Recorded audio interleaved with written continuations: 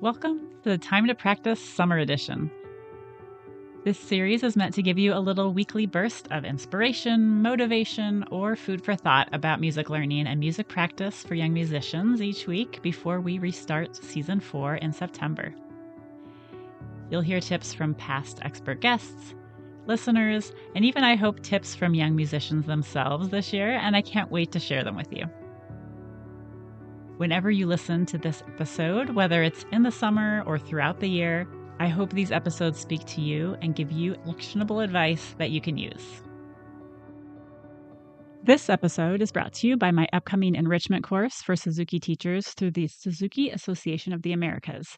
It's called Setting Families Up for Success: From Onboarding New Families to Ongoing Support.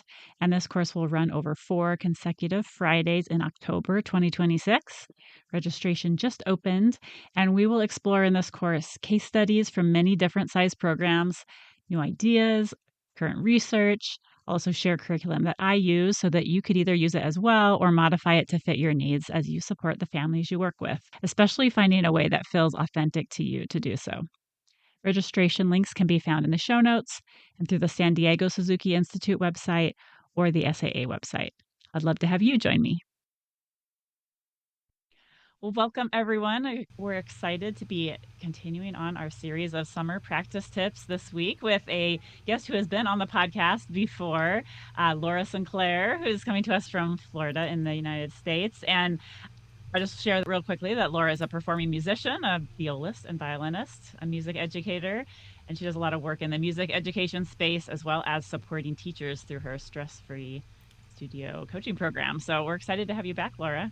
Thanks for having me. I'm excited to be here. Yeah.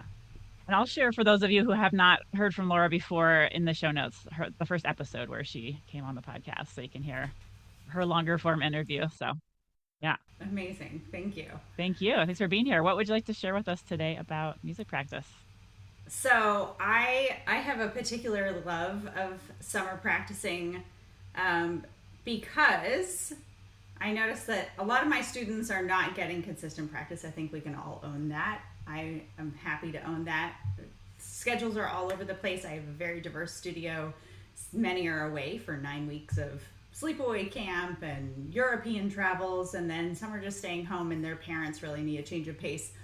And so I have found, to keep it from becoming a chore, for lack of a better word, that novelty but predictability is kind of like the secret sauce. So how can we make review novel without, because I think no summer child goes, you know what, I would like to play Go Talent Roadie again.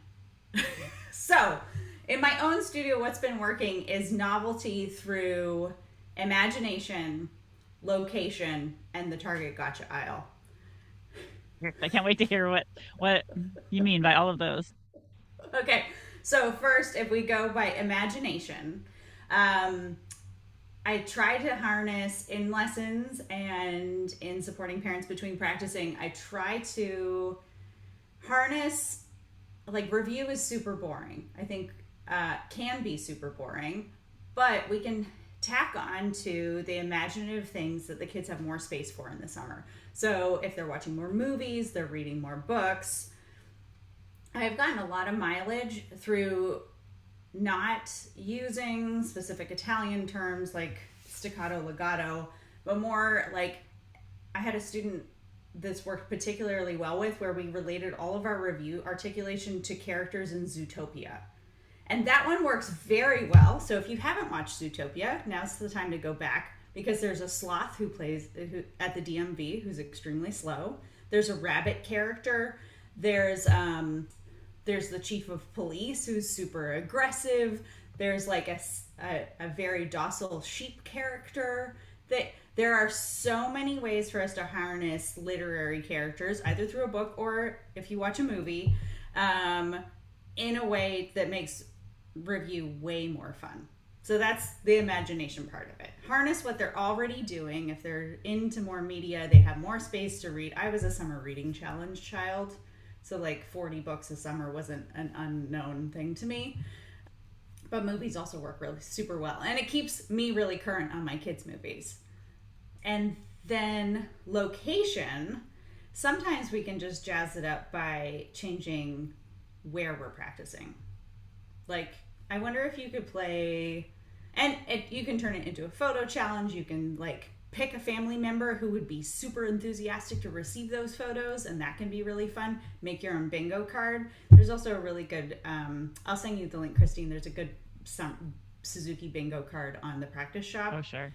That's great. And like one of it is do review in 5 locations.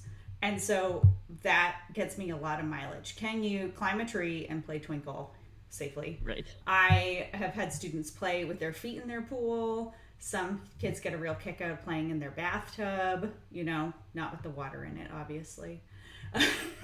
I'm glad we're getting all the safety notices along with. You have to get the safety notes.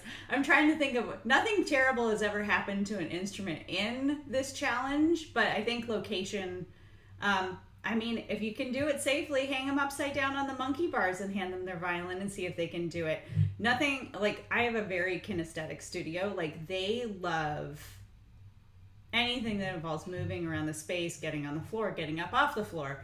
So let them stand on the chair you don't care about. Let them sit on the kitchen counter and play a song. If it gets you through your review list, that's really the important thing in these months where maybe lessons are inconsistent, or practicing is inconsistent. And then finally, if you really need even more things, nothing is more helpful in finding a cheap practice manipulative than the Target Gotcha aisle. You know, I just picked up a soccer ball size 20-sided dice. Super excited about that. No longer am I going to have to chase a dice across my studio. Well, I guess I do now, and it's just bigger.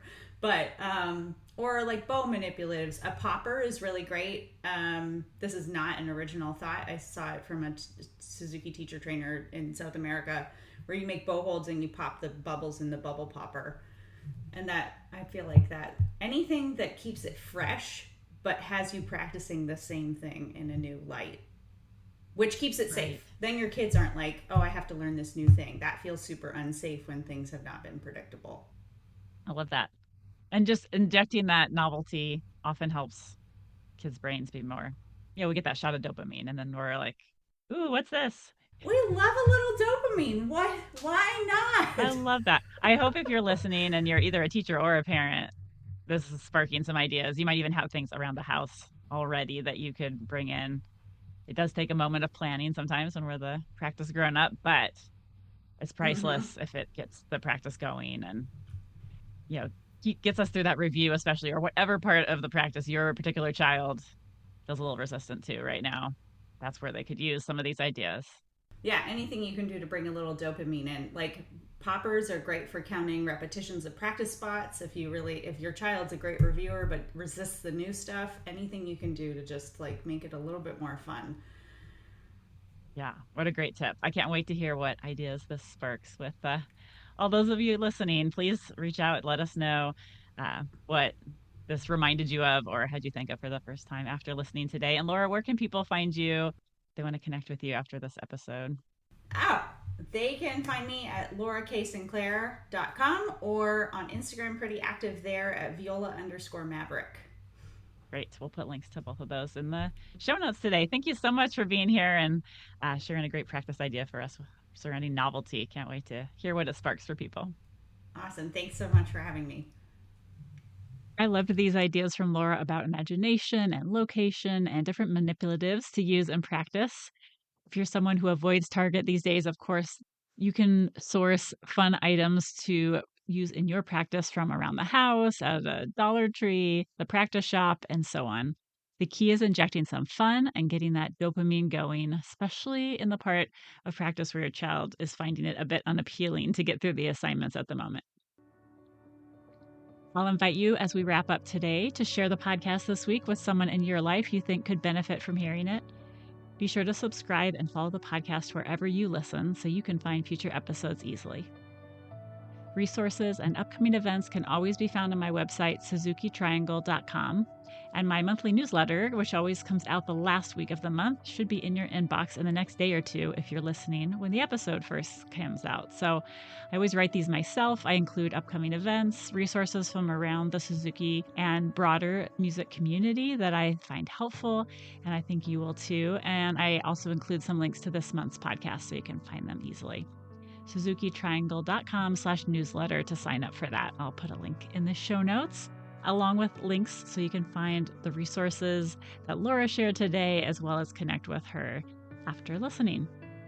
I will look forward to being back with you again next week for another great piece of practice advice. Have a wonderful week, everyone, and take very good care.